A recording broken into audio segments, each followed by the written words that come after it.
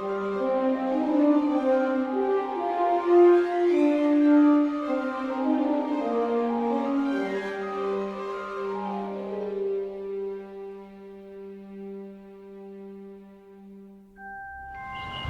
back for Chapter 12 of Harry Potter and the Sorcerer's Stone. Chapter 12, The Mirror of Erised. Christmas was coming. One morning in mid-December, Hogwarts woke to find itself covered in several feet of snow. The lake froze solid, and the Weasley twins were punished for bewitching several snowballs so that they followed Quirrell around, bouncing off the back of his turban. The few owls that managed to battle their way through the stormy skies to deliver post had to be nursed back to health by Hagrid before they could fly off again. No one could wait for the holidays to start. While the Gryffindor common room and the Great Hall had roaring fires, the corridors had become icy and a bitter wind rattled the windows in the classrooms. Worst of all were Professor Snape's classes down in the dungeons, where their breath rose in the mist before them, and they kept as close as possible to their hot cauldrons. "I do feel so sorry," said Draco Malfoy one potions class, "for all those people who have to stay at Hogwarts for Christmas, because they're not wanted at home." He was looking over at Harry as he spoke. Crabbe and Goyle chuckled. Harry, who was measuring out powdered spine of lionfish, ignored them. Malfoy had been even more unpleasant than usual since the Quidditch match.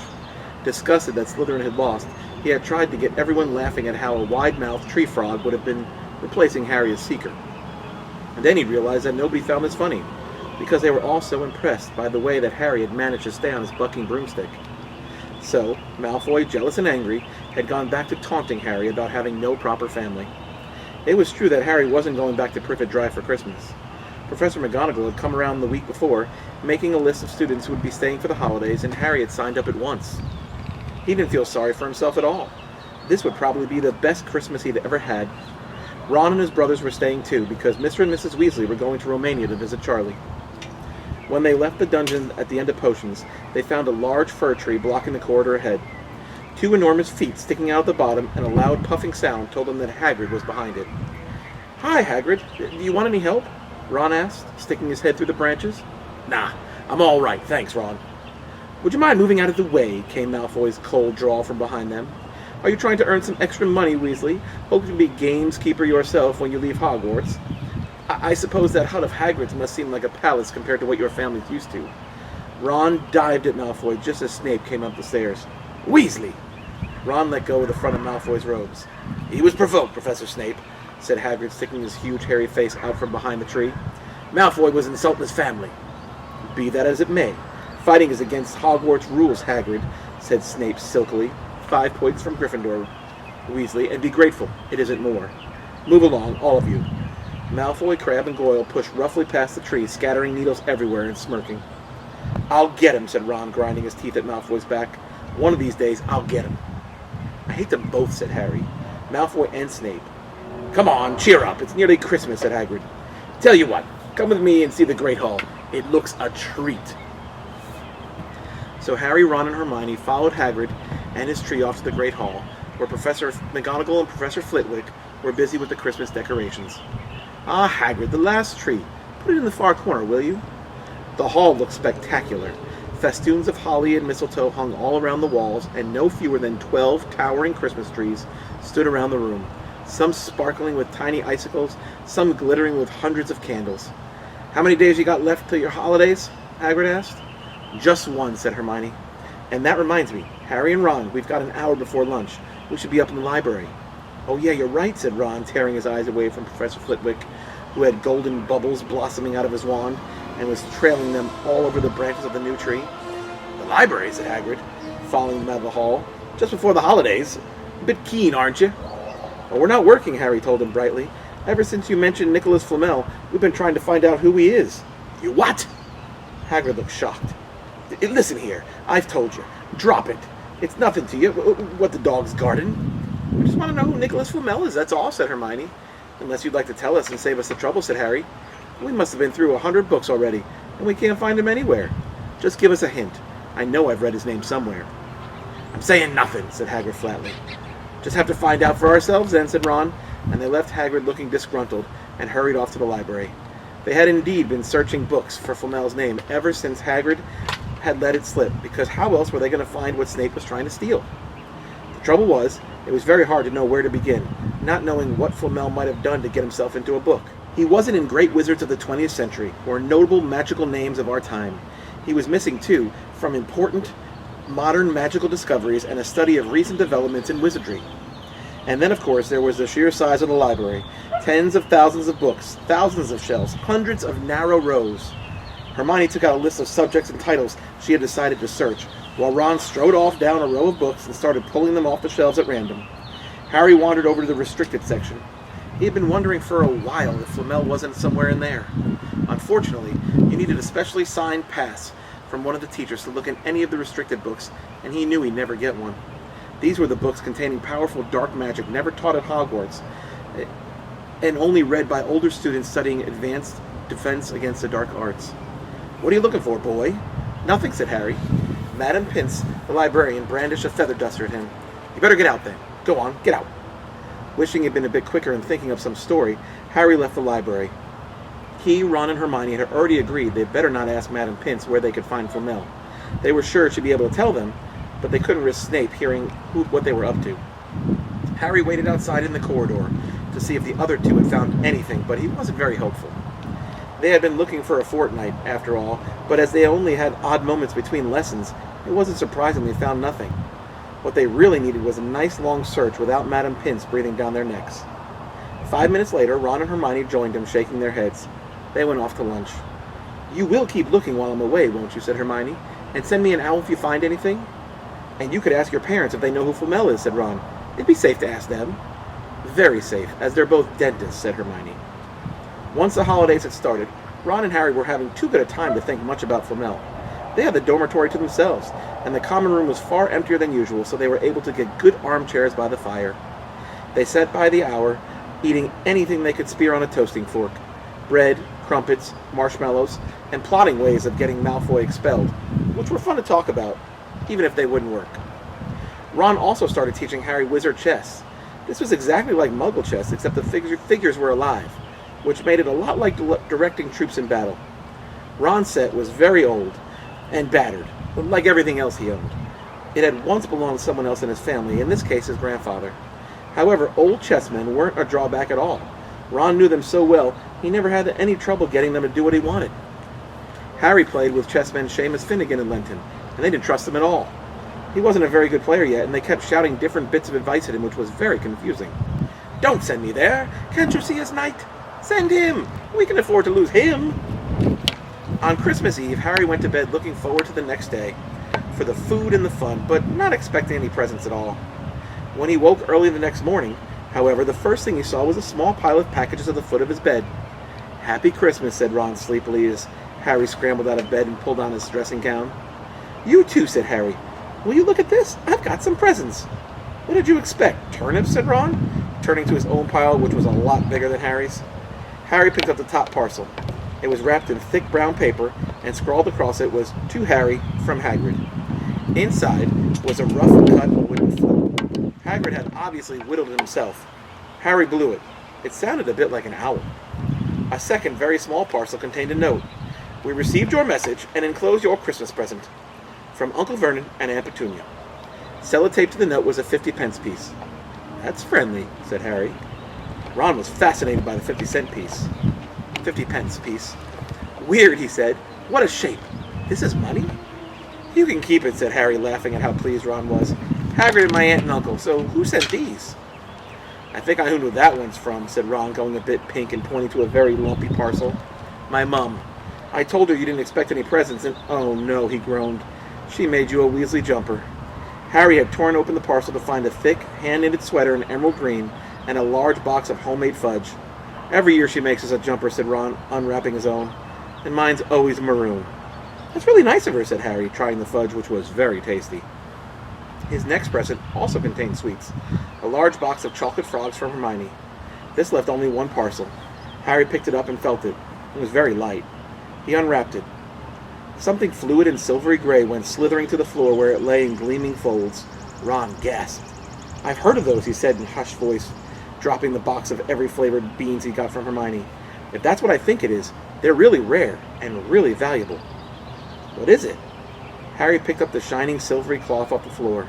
It was strange to the touch, like water woven into material. "It's an invisibility cloak," said Ron, a look of awe on his face. "I'm sure of it. Try it on." Harry threw the cloak around his shoulders and Ron gave a yell. "It is! Look down!" Harry looked down at his feet, but they had gone. He dashed to the mirror. Sure enough, his reflection looked back at him, just his head suspended in midair, his body completely invisible. He pulled the cloak over his head, and his reflection vanished completely. "There's a note," said Ron suddenly. "A note fell out of it." Harry pulled off the cloak and seized the letter. Written in narrow, loopy writing he had never seen before were the following words. "Your father left this in my possession before he died. It is time it was returned to you. Use it well. A very Merry Christmas to you." There was no signature. Harry stared at the note. Ron was admiring the cloak. "I'd give anything for one of these," he said. "Anything." "What's the matter?" "Nothing," said Harry. He felt very strange. Who had sent the cloak? Had it really belonged to his father? Before he could say or think anything else, the dormitory door was flung open and Fred and George Weasley bounded in.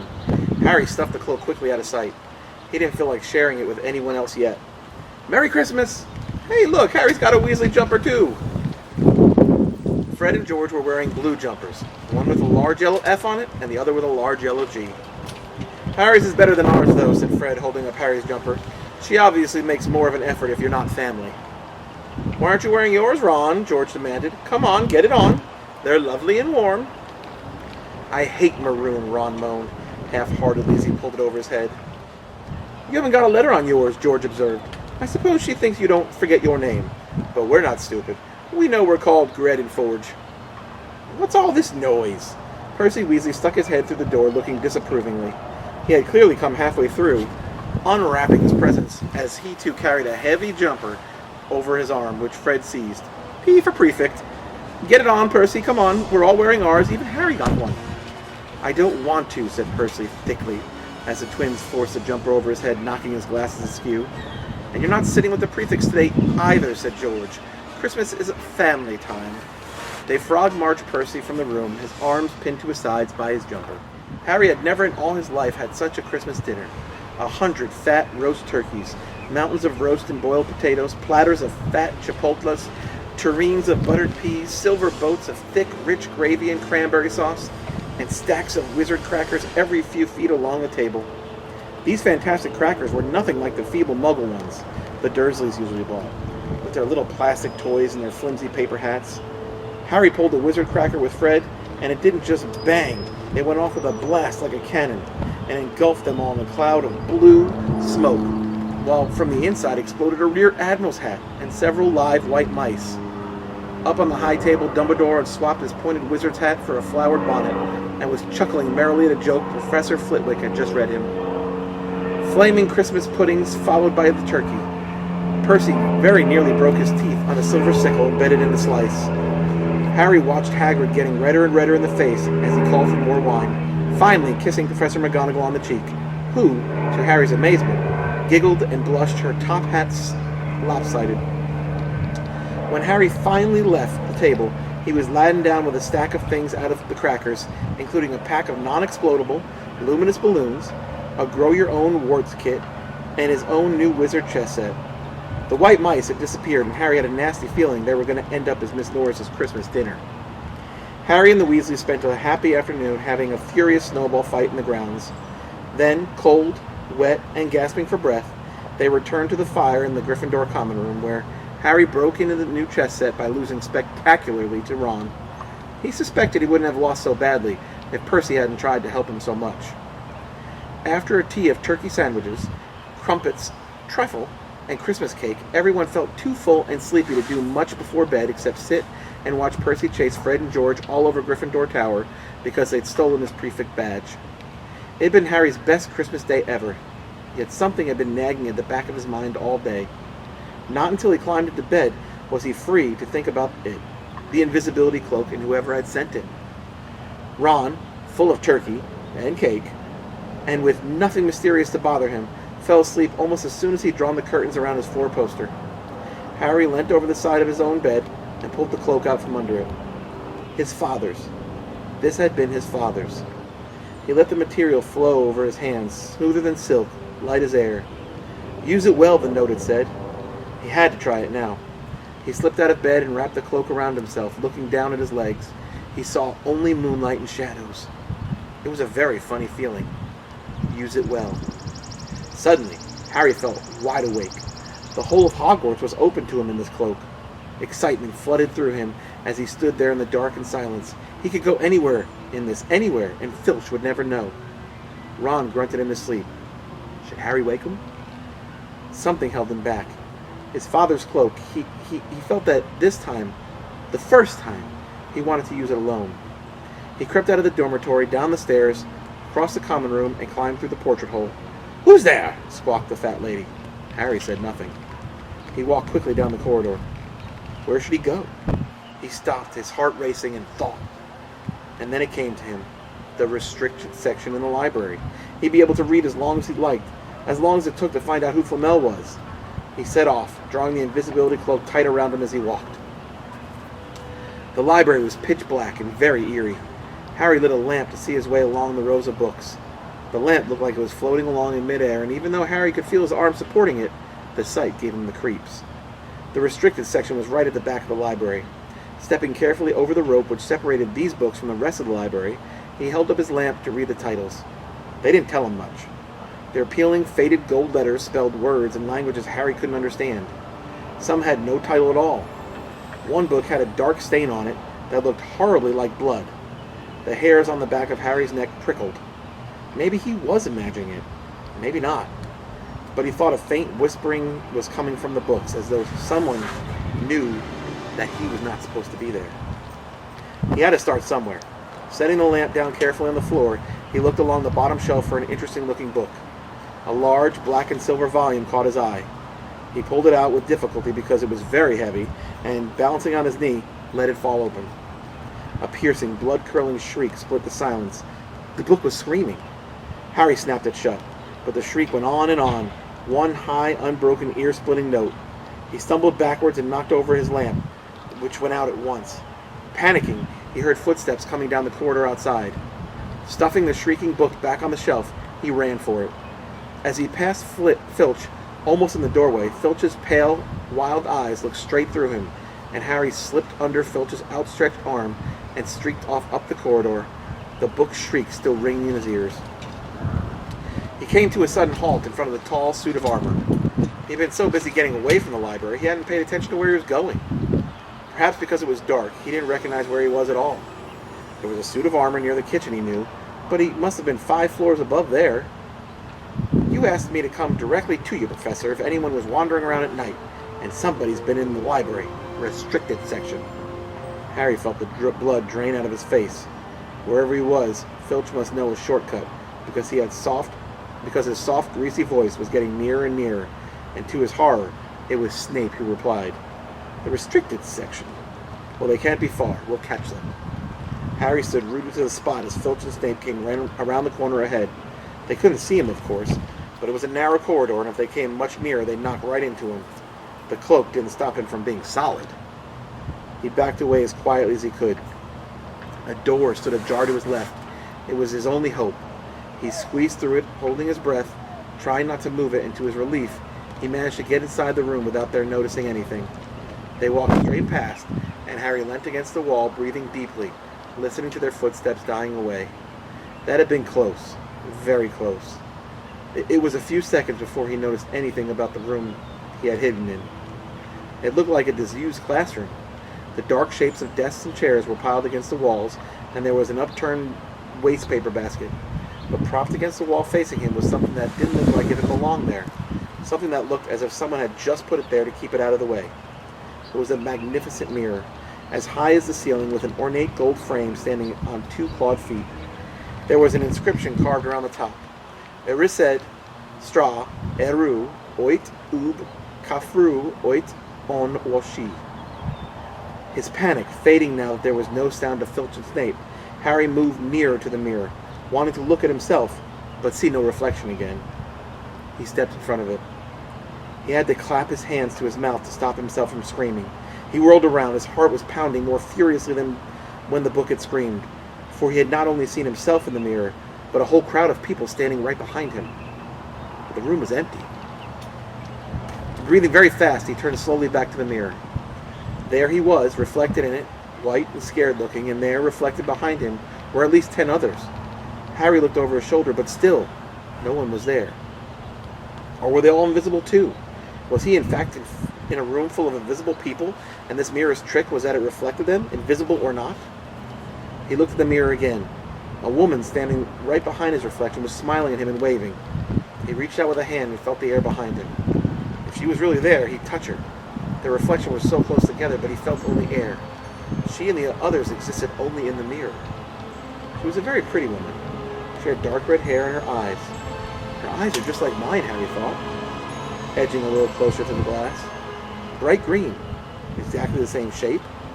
But then he noticed that she was crying, smiling but crying at the same time.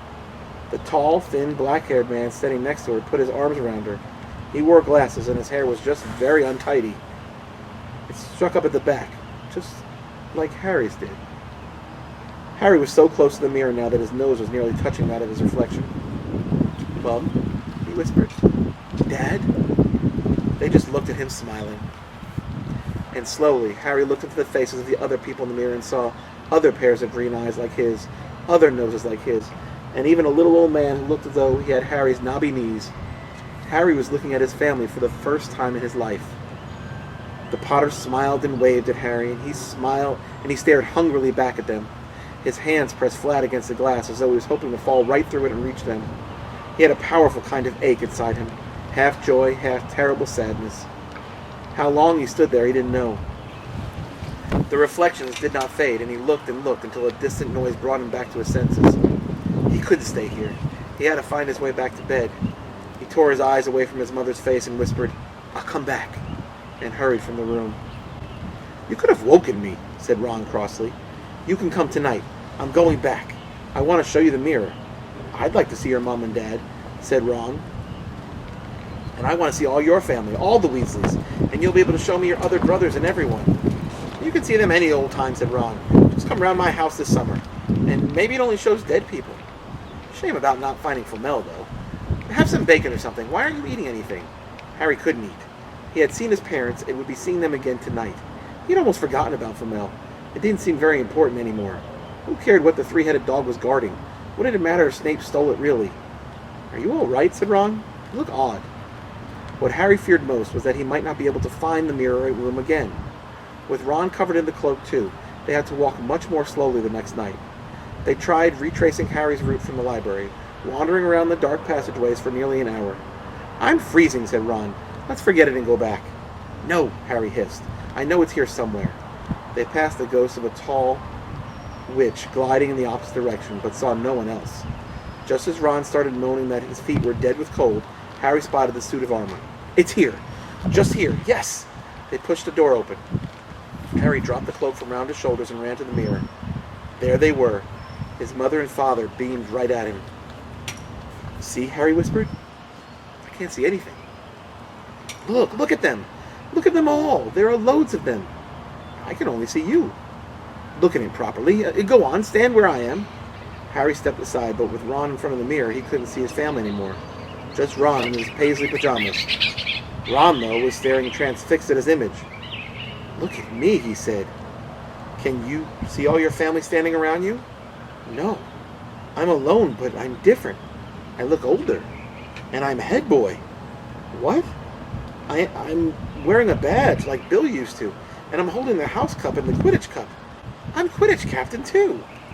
Ron tore his eyes away from the splendid sight to look excitedly at Harry. "Do you think this mirror shows the future?" "How can it? All my family are dead. Let me have another look." "You had it to yourself all night. Give me some more time. You're only holding the Quidditch cup, which is... What's interesting about that? I want to see my parents." "Don't push me." A sudden noise outside in the corridor put an end to their discussion. They hadn't realized how loud they had been talking. "Quick!" Ron threw the cloak back over them as the luminous eyes of Miss Norris came round the door. Ron and Harry stood quite still, both thinking the same thing. Did the cloak work on cats? After what seemed like an age, she turned and left. "This isn't safe. She might have gone for Filch. I bet she heard us. Come on." Ron pulled Harry out of the room. The snow still hadn't melted the next morning. "Want to play chess, Harry?" said Ron. No. Why don't we go down and visit Hagrid? No, you go. I know what you're thinking about. Harry, that mirror. Don't go back tonight. Why not? I don't know. I just got a bad feeling about it. And anyway, you've had too many close shaves with help already. Filch, Snape, and Miss Norris are wandering around. So what if they can't see you? What if they walk into you? What if you knock something over? You sound like Hermione. I'm serious, Harry. Don't go. But Harry only had one thought in his head, which was to get back in front of the mirror, and Ron wasn't going to stop him.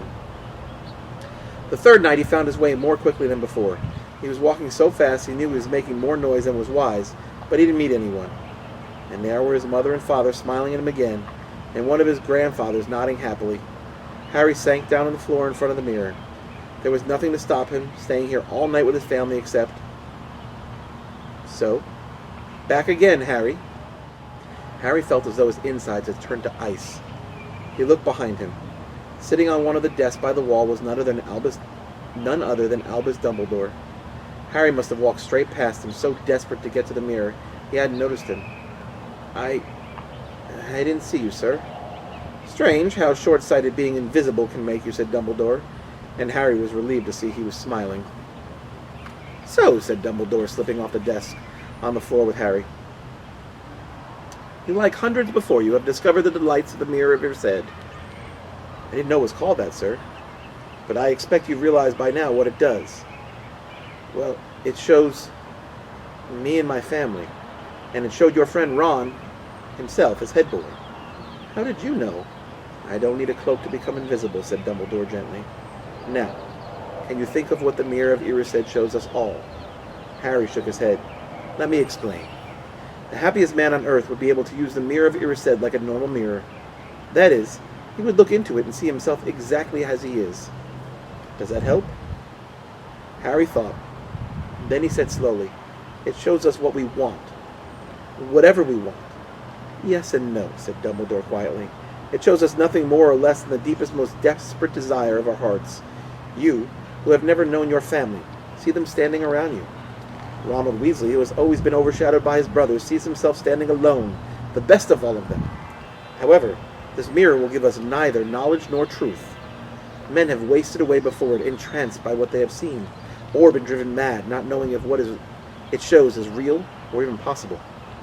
The mirror will be moved to a new home tomorrow. Harry, I ask you not to go looking for it again. If you ever do run across it, you will now be prepared. It does not do well to dwell on dreams and forget to live. Remember that. Now why don't you put on that admirable cloak back on and get off to bed? Harry stood up. Sir, Professor Dumbledore, can I ask you something? Obviously you've just done so, Dumbledore smiled. You may ask me one more thing, however. What do you see when you look in the mirror? I see myself holding a pair of thick woolen socks. Harry stared. One can never have enough socks, said Dumbledore. Another Christmas has come and gone, and I didn't get a single pair. People will insist on giving me books. It was only when he was back in his bed that it struck Harry that Dumbledore might not have been quite truthful. But then he thought, as he shoved Scabbers off his pillow, it had been quite a personal question. That's it for Chapter 12. I hope you're being safe and you have a great night. We'll see you again next week. So long.